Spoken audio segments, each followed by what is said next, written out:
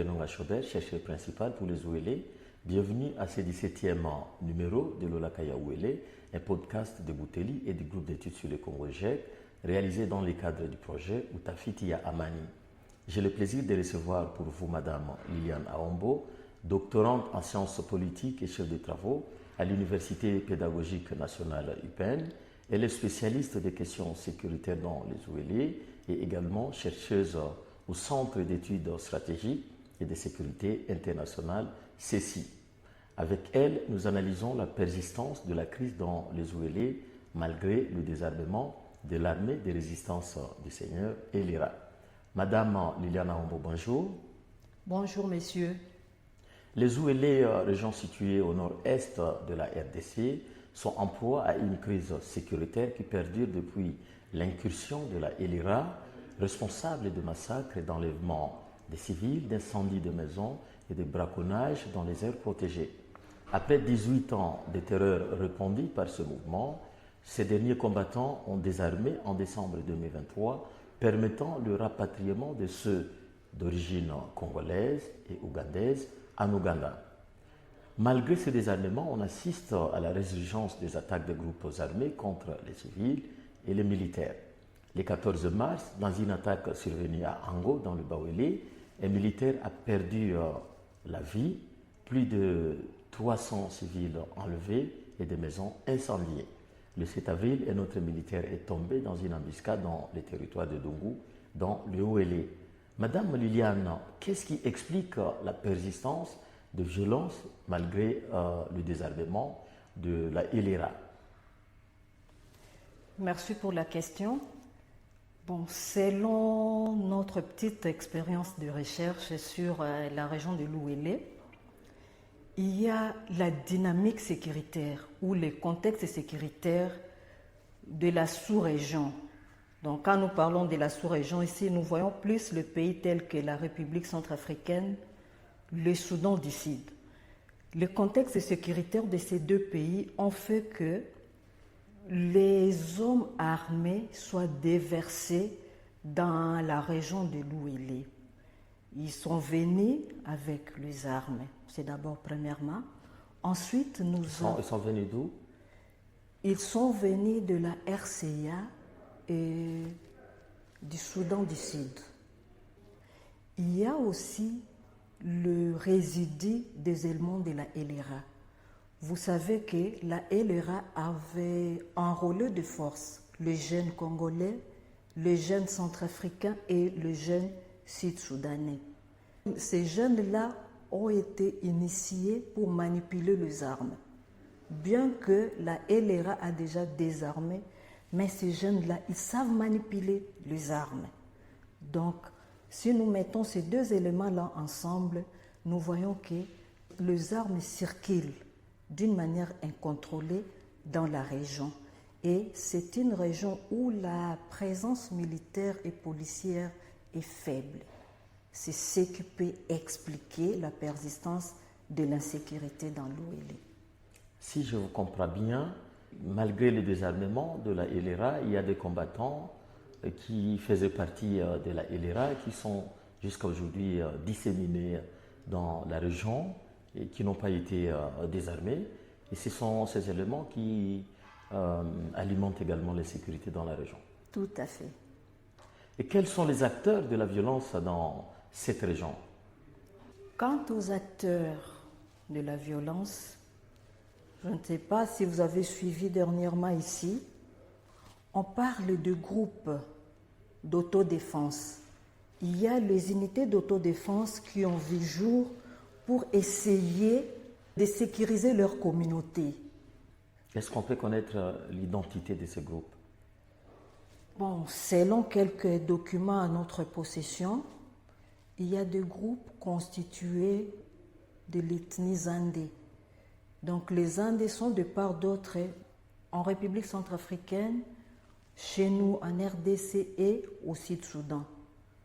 Donc ils se sont vus abandonnés par le pouvoir public qui devrait assurer leur sécurité.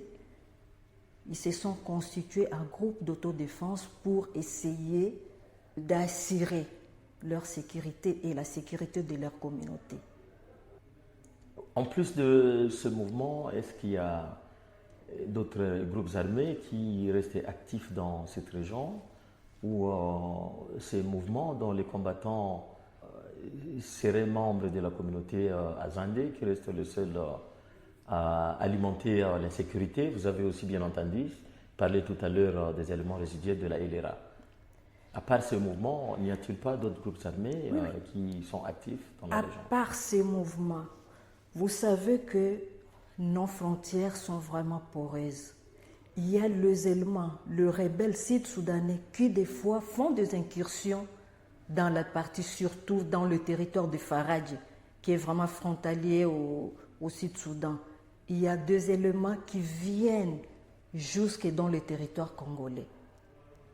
Vous avez tout à l'heure dit que ce sont des éléments qui viennent du Soudan du Sud aussi, qui sont à la base de l'insécurité dans le Ouélé, mais vous avez aussi précédemment dit que c'est aussi le Bas-Ouélé qui est en proie à l'insécurité. Est-ce qu'on peut dire que ce sont les mêmes éléments qui sont à la base de l'insécurité dans les Ouélé, qui sèment également l'insécurité dans le Bas-Ouélé, ou ce sont des groupes armés tout à fait différents? Si nous essayons de faire la cartographie, du côté Bas-Ouélé, bon, certains qui n'ont pas mené des études là-dessus, ils vont d'emblée parler des Séléka dans le Bas-Ouélé. Or, il y a une autre souche qui sont là, qui sont venus de RCA pour sécuriser les éleveurs. Donc, on voit que lesquels? Les éleveurs Mbororo. Donc, ces gens-là, ils voient que les éleveurs sont attaqués et eux, ils viennent pour sécuriser cette communauté-là. Ces gens-là aussi sont détenteurs d'armes.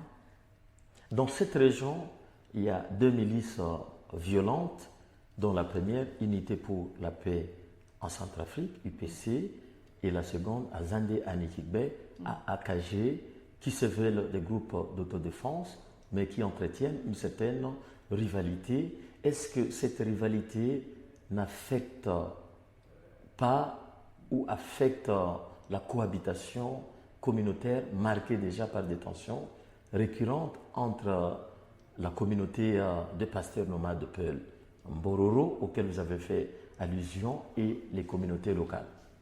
Bien sûr, ça affecte déjà le vouloir vivre ensemble. Parce que dans pareille situation, ça entraîne toujours des règlements des comptes. Et quand il y a un règlement des comptes, ce sont les innocents qui en pâtissent. Et n'y a-t-il pas une perception de complicité entre certaines communautés avec ces groupes armés, comme vous venez de le dire?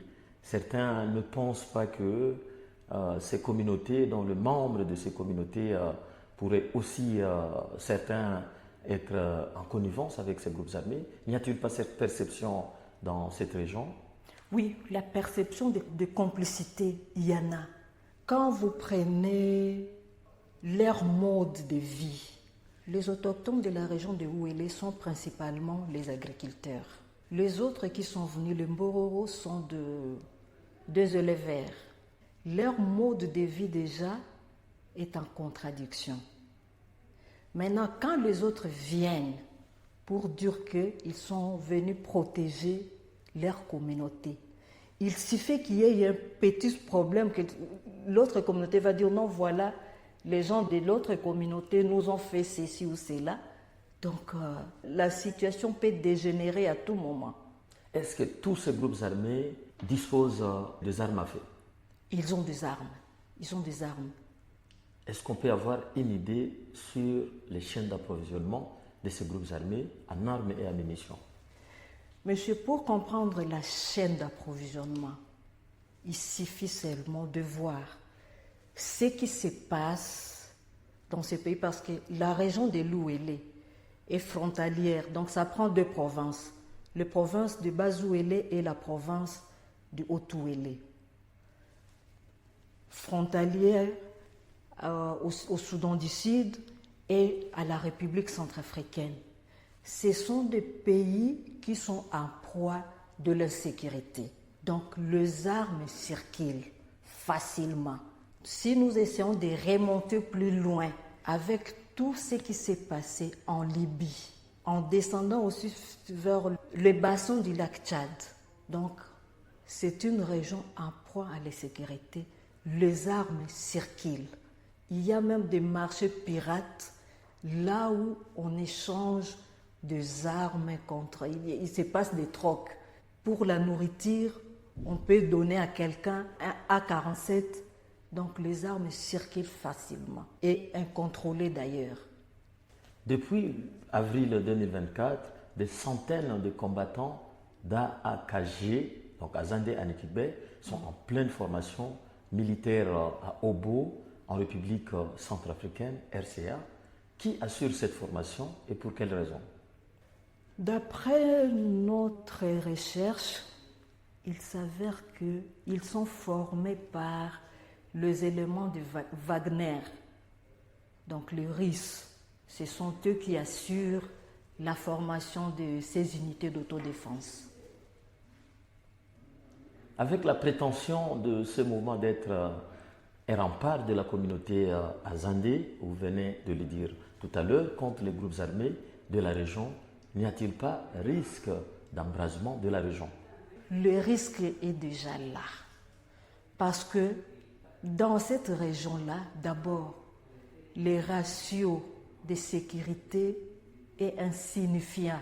C'est largement inférieur à la moyenne reconnue internationalement. Maintenant que ces jeunes gens-là, quand ils seront bien formés, qu'est-ce qu'ils vont faire? Ils vont se retourner contre l'État. Déjà, ils vont se sentir très forts que l'État. Ils se sentiront capables d'assurer la sécurité de leur communauté. Dans ces cas-là, à quoi servira l'État? Pour une meilleure compréhension de nos auditeurs, est-ce que vous pouvez expliquer ce que vous appelez ratio de sécurité? Ratio de sécurité, d'une manière simple, c'est le nombre, par exemple, de policiers commis à la sécurité des populations.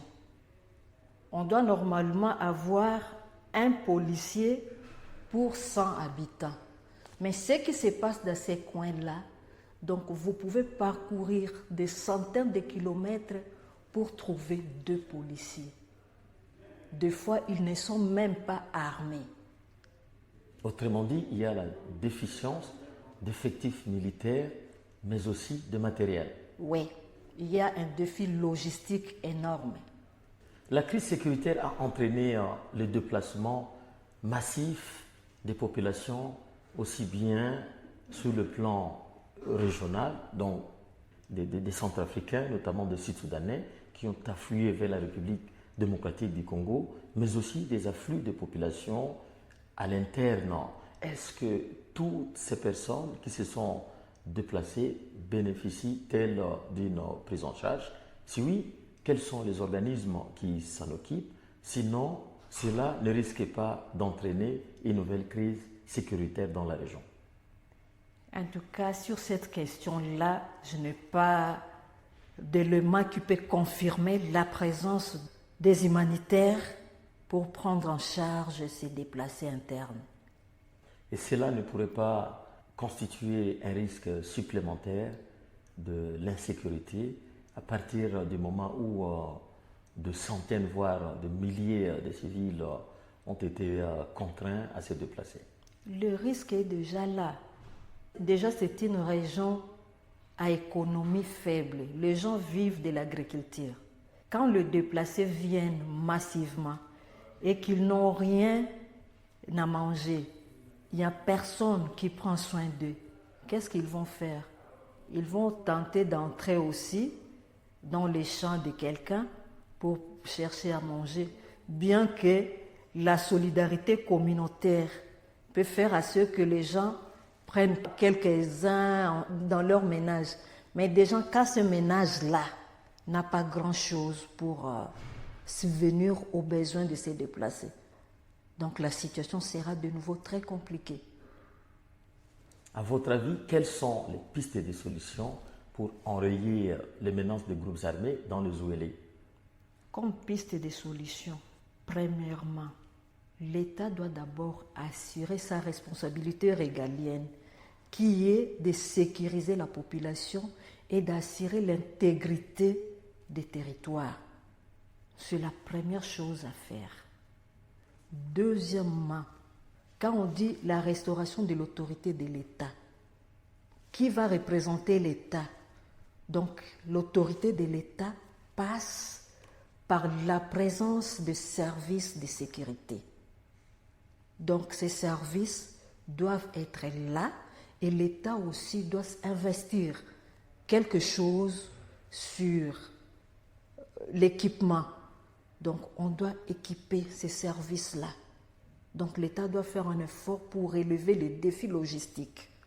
Parce que quand les militaires seront là, même si on a augmenté l'effectif, mais s'ils n'ont pas de logistique, s'ils n'ont pas un salaire régulier, ça posera toujours des problèmes. Et le gouvernement congolais doit aussi faire un effort d'essayer de se retrouver avec le gouvernement de pays voisins, tels que la RCA, tels que le Soudan du Sud, voir comment faire un effort de coordination pour assurer la sécurité des gens qui sont dans ces coins-là. Donc ce sont des territoires isolés et éloignés de la capitale. Donc l'État doit tout faire pour que sa présence se fasse sentir dans ces coins-là. Merci beaucoup, Madame Liliane Aombo, de nous avoir expliqué le facteur de la persistance de la crise sécuritaire dans les OLE. Je rappelle que vous êtes doctorante en sciences politiques, enseignante à l'Université pédagogique nationale et spécialiste des questions sécuritaires dans les OLE. Et c'est la fin de ce 17e numéro de Lolaka Yaouélé, un podcast présenté par Agenonga Chobel dans le cadre du projet Outafiti Yaamani de Bouteli et du groupe d'études sur les Congolais. Auditrices et auditeurs, merci de l'avoir suivi. Je vous retrouve bientôt pour le prochain numéro de Lolaka Yaouélé. Au revoir.